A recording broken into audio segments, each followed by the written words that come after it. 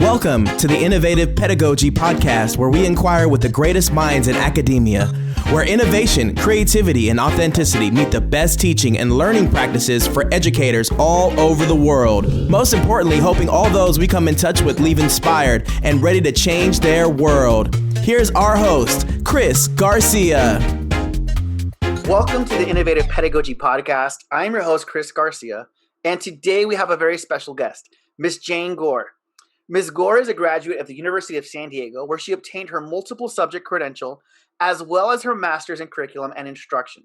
She currently teaches first grade in the Poway Unified School District. So I want to welcome you to the episode. Ms. Gore, how are you doing today? I am great. Thank you so much for having me. Awesome. I'm so glad to have you. I really appreciate you.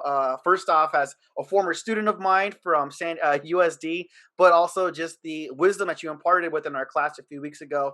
And I really, after that, I knew immediately, like, you know what? I need to get you on an episode. You have a lot of gold wisdom to share for any distance learning teacher, any first year teacher, and anyone that's currently even in grad school trying to find a job. So I really appreciate you being with us today. Of course. Thank you.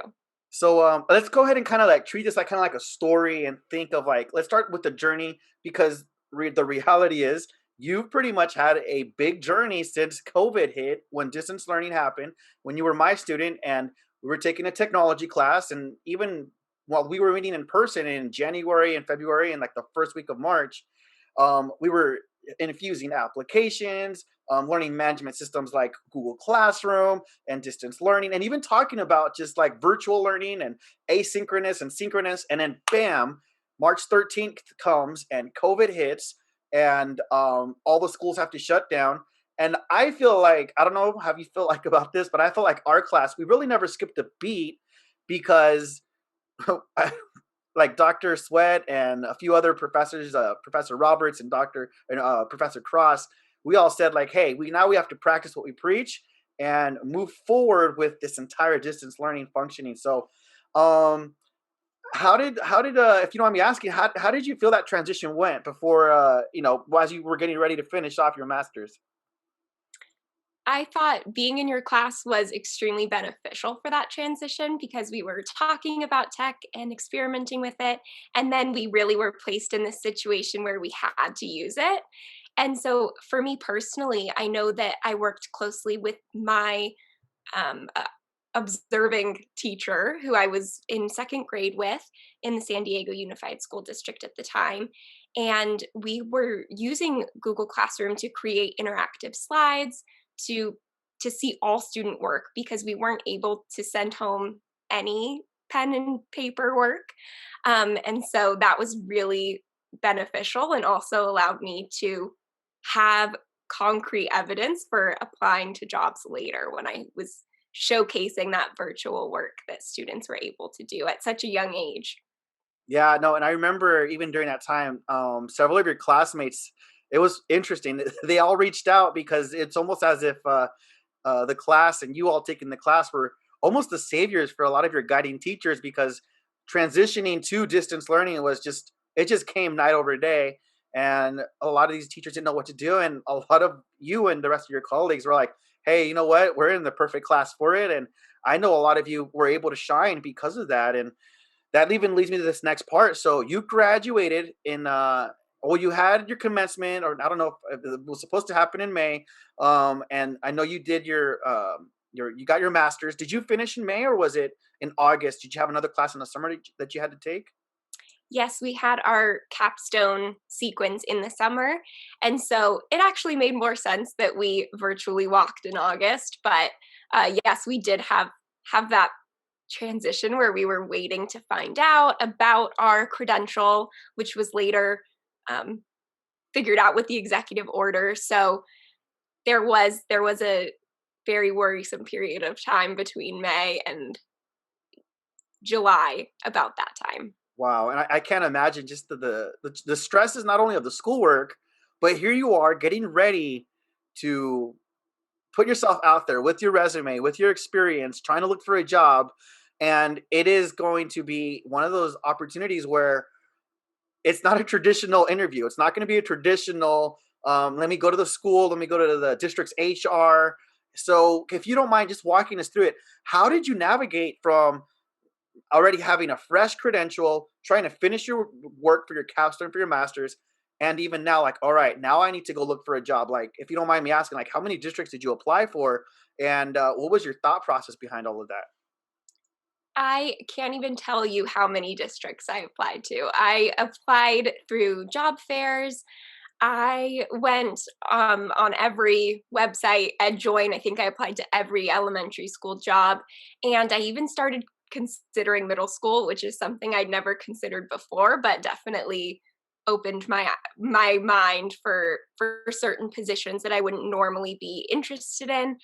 And it was a long process, but essentially the most schools and districts that I heard back from were schools where I directly knew a principal or a teacher at that site.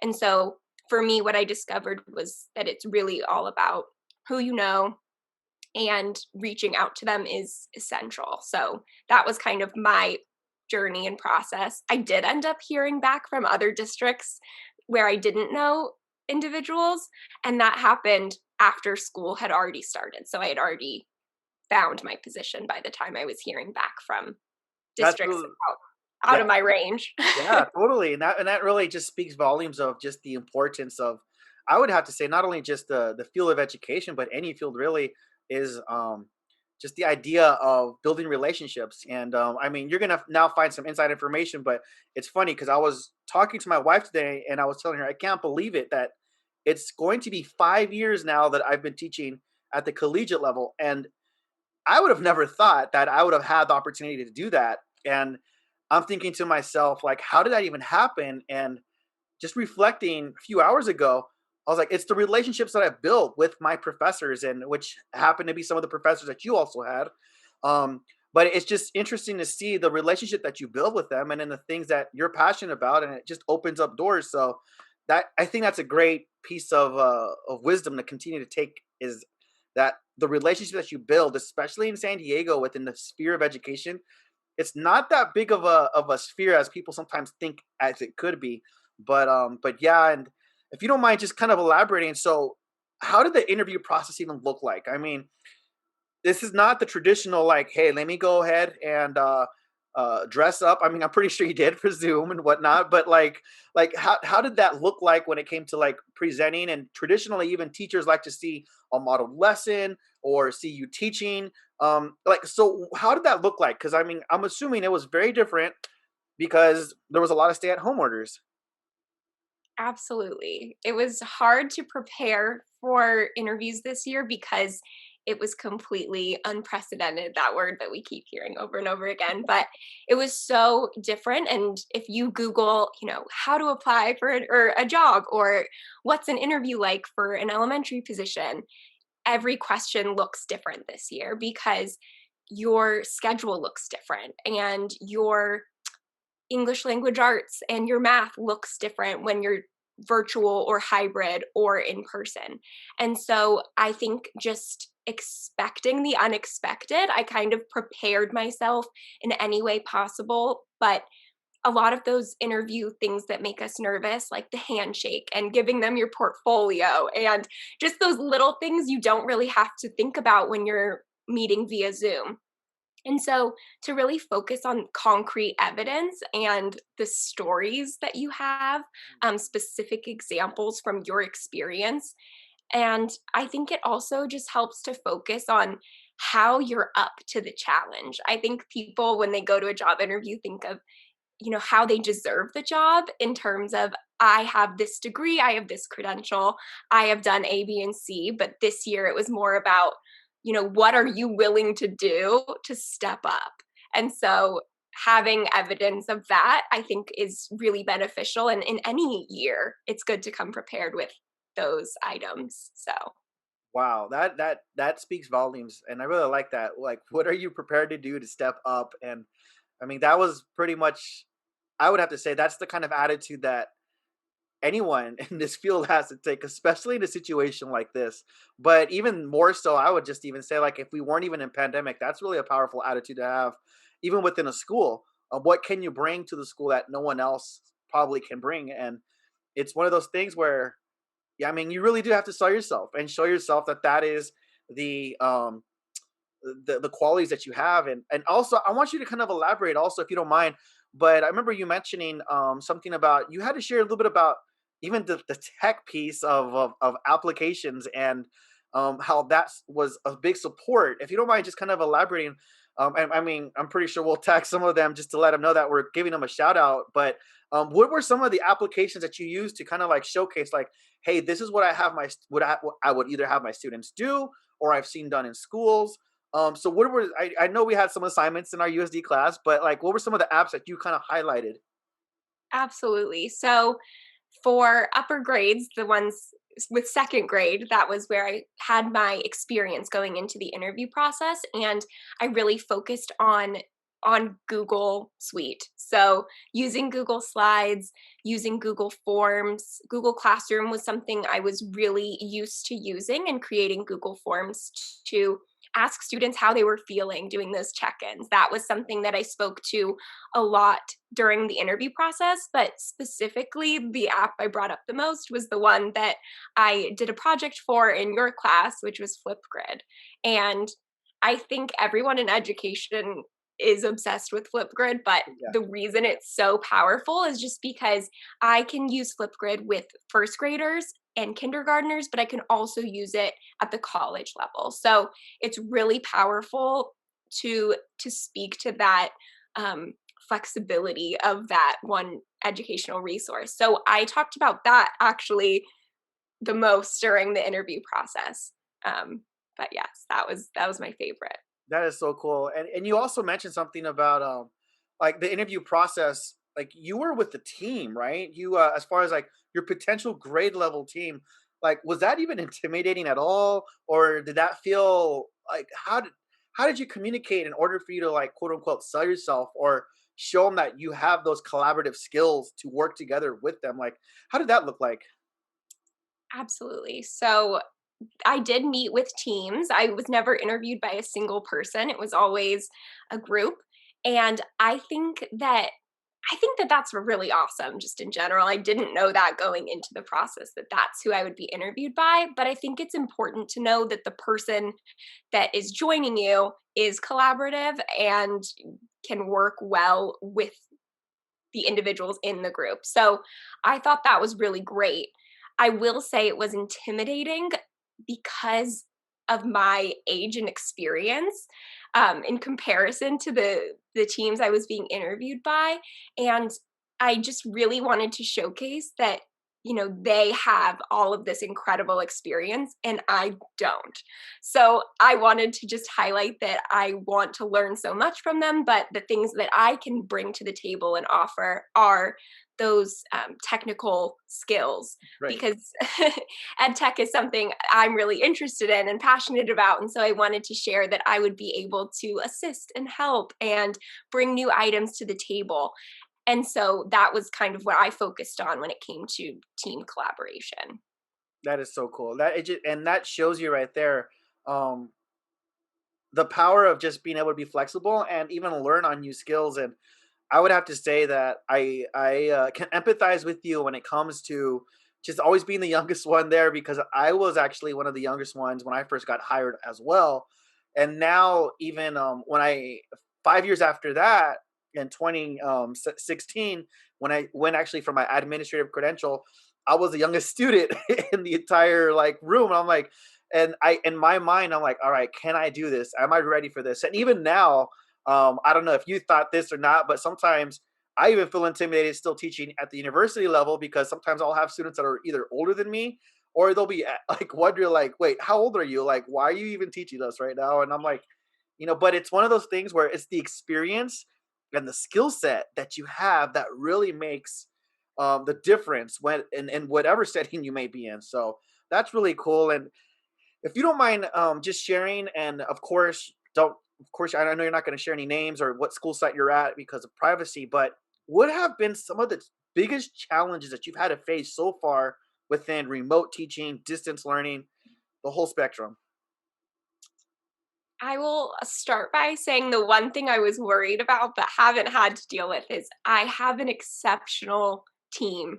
So that has just been the highlight of my year, is that I don't feel alone in anything. I have support. I can always ask questions. And that has been my biggest challenge, is there are so many questions. I feel like every day I met with a new challenge that I don't have the answer to. And I think that's what's different about education than other fields, is that you have gone through all of this preparation, and it's a lot of it is theoretical and philosophical, and then you get to the classroom and you have to, I didn't know what pinks and blues were. It just took time to learn the way that certain things operate in a school setting, and just silly things like using the copy machine. Everyone is different. So really just navigating the simple challenges on a day-to-day basis and finding the right people to ask, because you never want to be alone as a first-year teacher, especially right now with everything changing, because it's Right. sometimes hard to find people to ask those questions when you're not on site.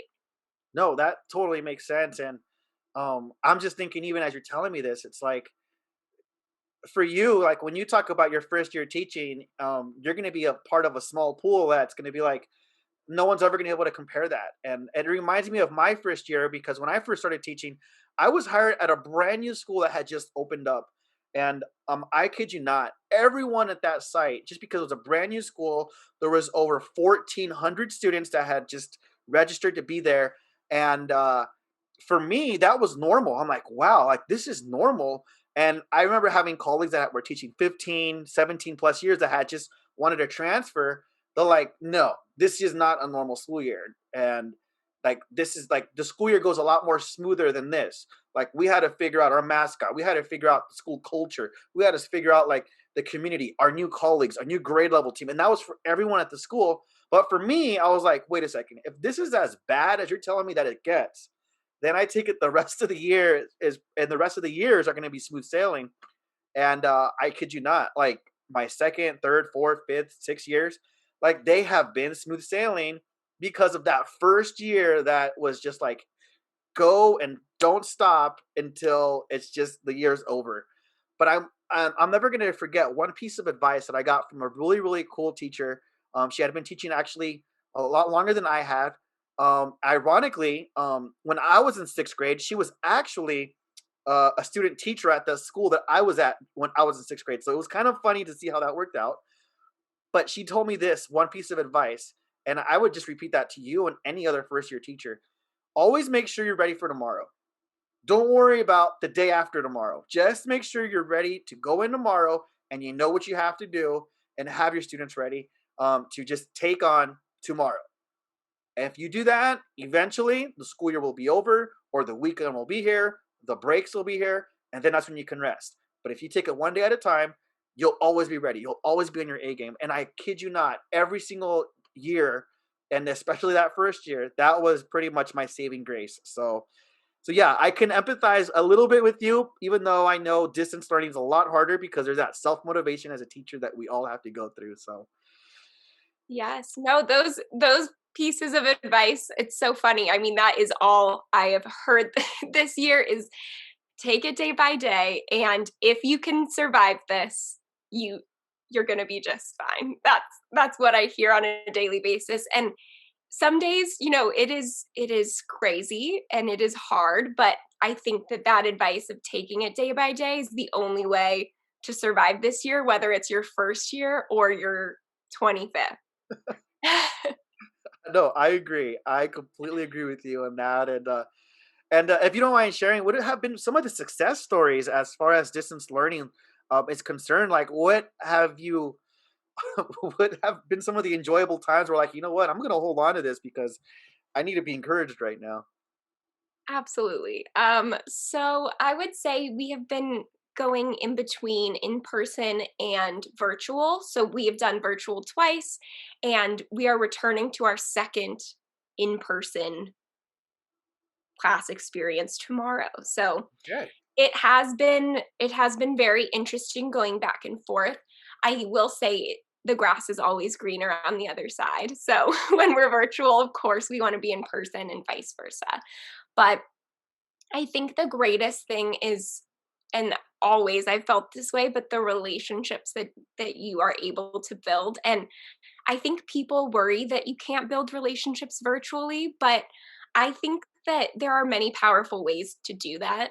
And it's been so fun, even though my groups are separate. I have an AM group and a PM group. And so when we are in person, we are separate. And so it's hard to feel like a whole group.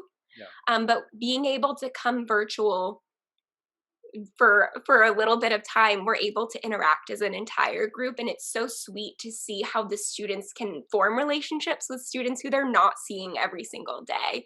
And I've had students who will leave a note in the PM person's desk for them to see when they come back, and sweet things like that, because it's so different this year to be in a group of 10 to 14 students instead of 25. Right. And I think that they definitely miss out on those things, but having parties has not stopped. I mean, we're 6 feet apart and there's plexiglass between us, but we still get to do fun things together. And so just trying to find the enjoyable moments. And also, because this year's different, we're focusing on English language arts and math specifically. And that is a huge bummer for many reasons. Yeah. But it's also really powerful to see that progress, especially in first grade. We are still seeing them move by leaps and bounds. So it's really a wonderful thing to see that students are still learning this year, even though it is so much harder than ever before. Oh, absolutely. I can only imagine, and especially for teachers like you, my heart goes out for kinder, first, second, third. I mean, for all teachers, but I mean, those are the foundational phonetic awareness, like bringing up that those skill sets that students need to learn, not only to communicate but to read. And I mean, they're introducing chapter books for the first time, usually at the end of third grade, beginning of fourth grade, and I mean, I would have to say, like, as sometimes disappointing as it is because of maybe not teaching any STEM courses or fun science activities or anything with art or history or any of that. um it's almost as if right now where it's like, okay, let's focus on the key and focal points of where we need our students to be, especially if we don't want them to lose where they may be at. But if you don't mind just sharing, maybe the last thing, if you don't mind, would be the and you shared it with our class. And if you repeat yourself, it's totally cool. It's still going to be very funny because our listeners have not heard this. But what has been one of the actual more funny stories? Because I see a lot of meme pages, and I say meme not like it's mean, but like meme, or or stuff on Twitter where it's just like distance learning, just stories. And you shared one the other day that was really funny. And if you don't mind sharing that one, that would be really cool just to finish off our session today. Of course, yes. I have one student who is quite the character. I mean, they all are. They're 6 and 7 years old, and they don't quite understand how Zoom works. And so I have one who, when unmuting, will continue to say, excuse me," to make sure that she is heard. And so after every time that she raises her hand or hits the unmute button, she'll declare "excuse me" into the microphone. And she did that one day a few times and then asked to go to the restroom. And I said, "Of course you may go." And she came back a few moments later, interrupted my lesson, and shouted, excuse me, it was just a fart." And I did not know how to respond. And my face always shows exactly what I'm thinking. So I kind of froze up a little bit. And I had at least three students unmute themselves to announce that they would like to be her friend. And so it was a very beautiful moment for them, but I really had to reel it back in. They are such a sweet group, and they really want to show that they are kindness warriors all the time. So it's hilarious, but oh my goodness, it's always, every day is a surprise. That is so cool. That is so funny. That shows you the authenticity and the vulnerability of just kids in it. And I honestly feel like stories like that and being teachers in situations like this is really what keeps us young, really. And and forever, like that fountain of youth. Really, I'm always a big fan of saying that it's really found in the profession of teaching, just because of the connections that we have, and well, we're always connected with what's the greatest and latest and of everything. So I really want to thank you so much just for just being on our episode today, and just for sharing some stories and being vulnerable and sharing successes and whatnot. So thank you so much, Jane. Thank you so much for having me. Yeah, and I want to thank all of our listeners as well for tuning in today. We really hope that you enjoyed today's episode and focus. We would love to be in touch with you even after our episode today. So please do us a favor. Visit us on social media at Innovative Pedag, Innovative PEDAG, and click on the link in our bio, either on Twitter or Instagram, to find out more of our different platforms. We're on all major podcast platforms. And if you're watching this, then we're also on YouTube. But if you also have a question or would like to be featured on our podcast, or have a specific focus or topic of discussion, please do us a favor. Send us a DM in any of those social media platforms, or you can send me an email to cbgarcia@sandiego.edu with any questions or any of those topics of discussion. Thank you so much, and we will see you later. All right.